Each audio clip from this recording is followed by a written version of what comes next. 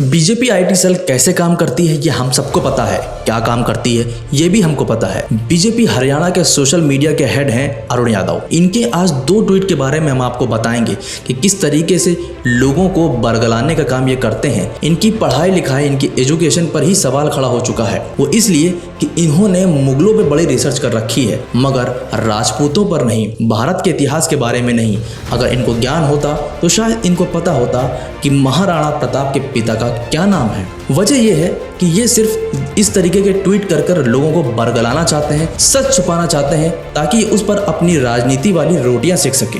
अब हम आपको अरुण यादव के 2 ट्वीट दिखाएंगे जिससे आप भी समझ जाएंगे कि कितना IQ लेवल है इनका और क्या काम ये कर रहे हैं, किस तरीके से लोगों को बरगला रहे हैं। पहला ट्वीट है इन्होंने किया बाबर और हुमायूं को लेकर कि उनके पिता और माता सबका नाम क्या है, ये सब कुछ ज्ञान बांट दिया इन्होंने। लेकिन पूछा कि महाराणा प्रताप के पिता का नाम इनको नहीं पता है, तो इनको हम बताएंगे कि महाराणा प्रताप के पिता का क्या नाम है।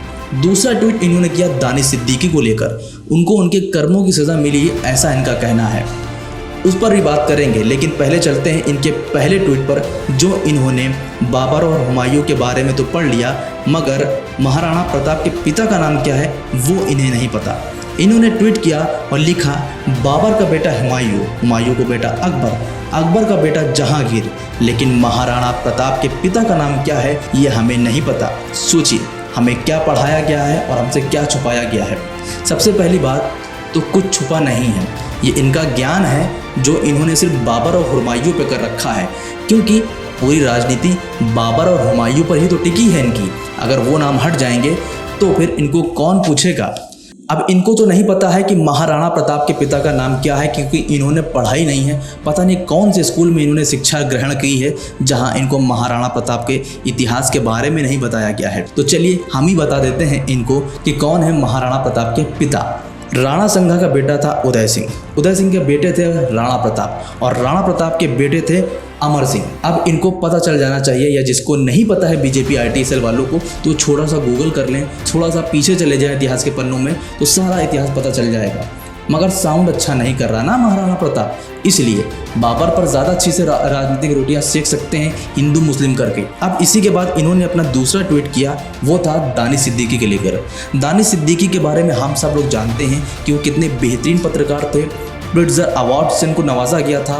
ऐसी जगह पर जाकर वो रिपोर्टिंग करते थे जहां पर जाना नामुमकिन सी बात है।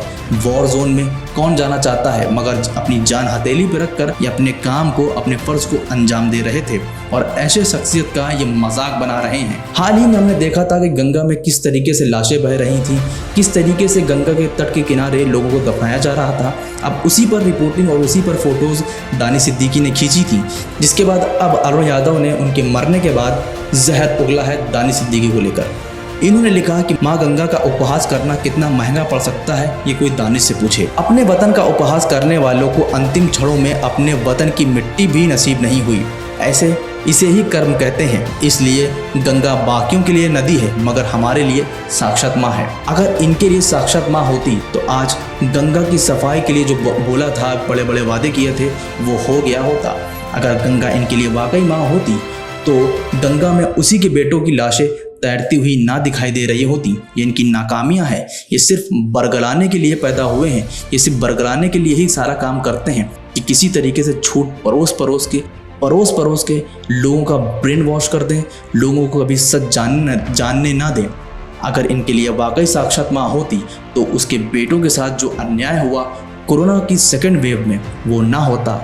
लाशों के ढेर गंगा नदी में ना बह रहे होते, लाशों के ढेर गंगा नदी के तट के किनारे ना दफनाए गए होते। लेकिन इनके लिए माँ नहीं है, इनके लिए गंगा सिर्फ एक राजनीतिक मुद्दा है जिसका नाम लेकर इनको अपनी राजनीति करनी है। महाराणा प्रताप इनके लिए कोई भारत का इतिहास या भारत का गौरव नहीं है, वो सिर्फ इनके लिए एक राजनीतिक मुद्दा है ताकि अपना उस पर राजनीति कर उस पर ट्वीट कर उस पर लोगों को बरगला कर उस पर लोगों को मैनिपुलेट करके अपनी राजनीतिक वाली रोटियां सेकी जा सकें। फिलहाल इस खबर के बारे में आपका क्या कहना है हमें कमेंट सेक्शन में ज़रूर बताएं और बाकी ऐसी ताज़ा तरीन अपडेट्स के लिए LBN को सब्सक्राइब करना बिल्कुल ना भूलें।